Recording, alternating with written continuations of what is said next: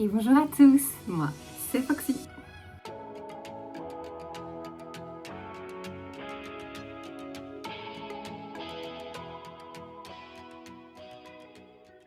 Vidéo demandée, vidéo faite. Aujourd'hui nous allons parler du chamanisme en Corée, que l'on peut appeler Musok Shinang ou tout simplement Musok. Le chamanisme est la religion originelle de Corée du Sud. Pour ceux que ça intéresse, j'ai fait une vidéo sur les religions en Corée du Sud, je vous mets le lien ici. N'hésitez pas à aller la voir, j'ai pris beaucoup de plaisir à la faire. Le but du chamanisme est de rétablir / entretenir la relation entre les humains, les esprits et la nature.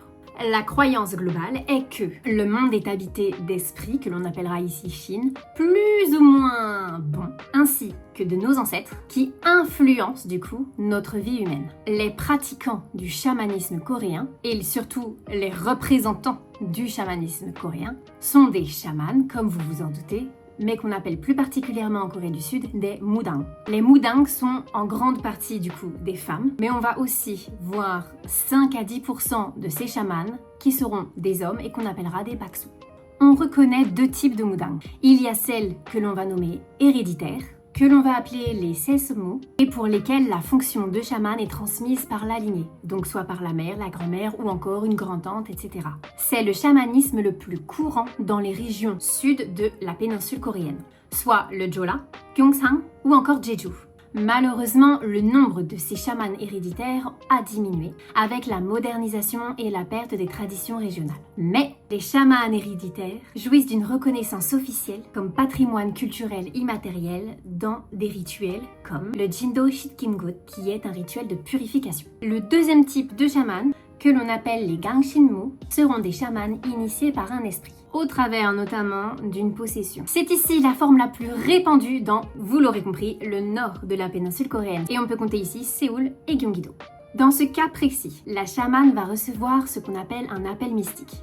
Il sera généralement au travers d'une maladie physique ou mentale qui sera uniquement apaisée après l'acceptation de la destinée de la chamane. Après le rituel de possession que l'on appelle le Nerimgut, la chamane aura la permission d'invoquer les esprits, de les incarner aussi, ainsi que de dialoguer avec eux. Si on récapitule brièvement, il y a donc deux types de chamans, les sesemu et les gangshinmu.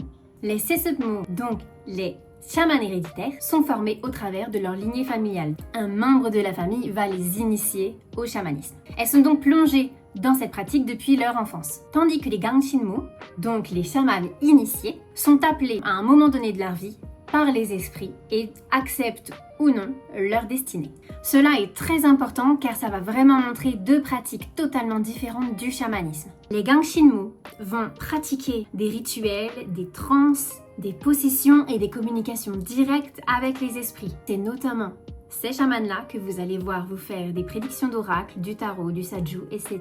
Tandis que les sesemu auront des pratiques plus ritualisées et basées sur un héritage technique. Les gangshinmu sont très visibles dans les médias, notamment sur les réseaux sociaux, YouTube, etc. Tandis que les sesemu sont plus discrètes et sont liées au patrimoine régional. Les gangshinmu vont avoir un rôle de médium, de prophète et de guérisseur, tandis que les sesemu seront des officiants de rituels et les gardiens des traditions. Je ne sais pas si c'est un peu plus clair de cette manière ou pas, mais j'ai fait de mon mieux. Malgré la forte modernisation de la Corée et la stigmatisation du chamanisme par le christianisme et le colonialisme japonais, le chamanisme est toujours extrêmement présent en Corée et dans la culture coréenne. Vous pouvez notamment voir explicitement des tentes un petit peu partout dans les rues de Séoul avec écrit Saju Taro. Et du coup, ce seront la plupart du temps des chamans qui vont effectuer des pratiques de Saju et bien sûr de tarot, donc du tirage de cartes avec de la divination. Il faut aussi noter qu'en période d'incertitude, type examen, lancement de business, mariage et bien entendu santé, les Coréens, pas tous, mais une grande partie, vont voir des chamans pour leur exposer leurs inquiétudes et avoir des réponses. J'ai quelques anecdotes à ce sujet.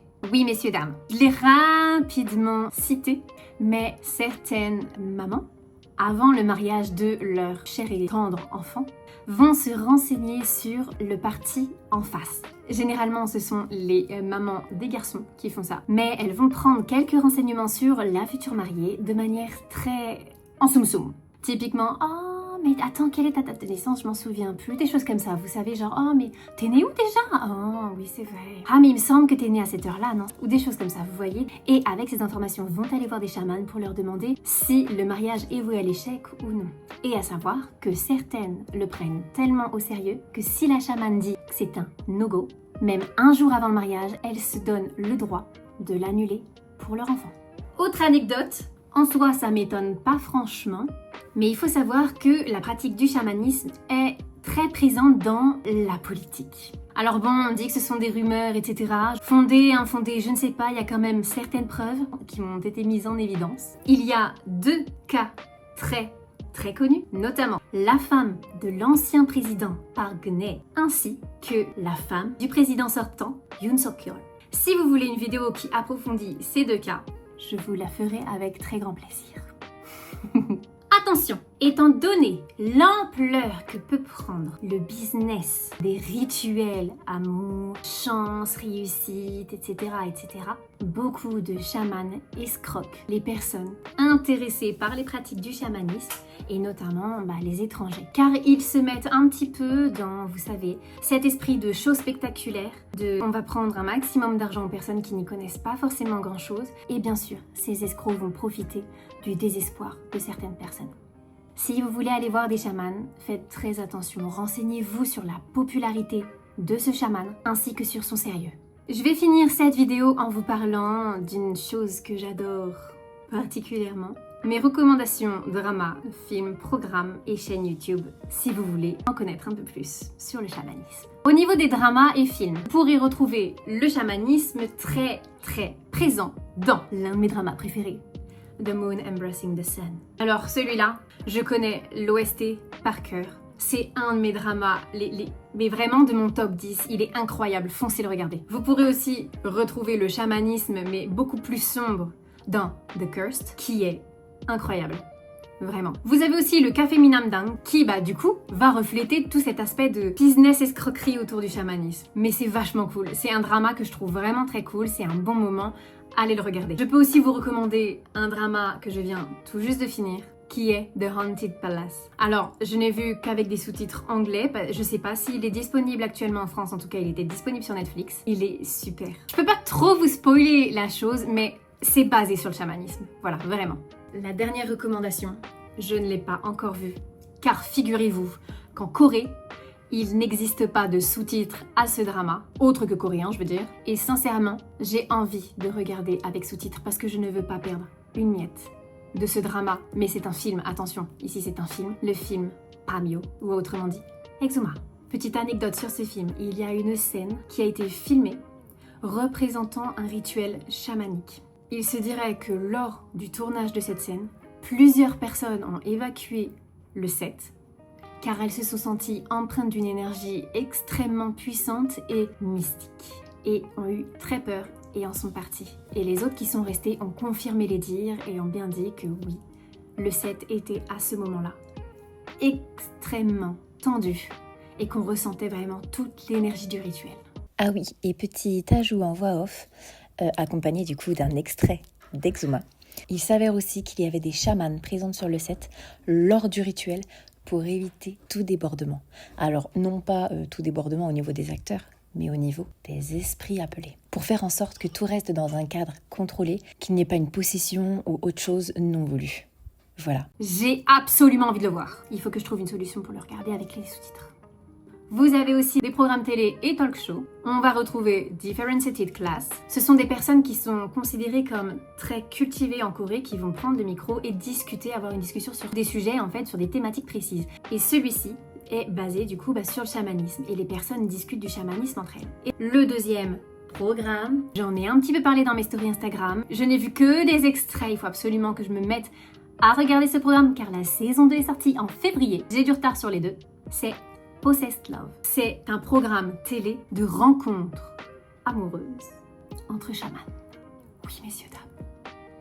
Ah, on est sur du programme coréen. Ouais. pur et dur.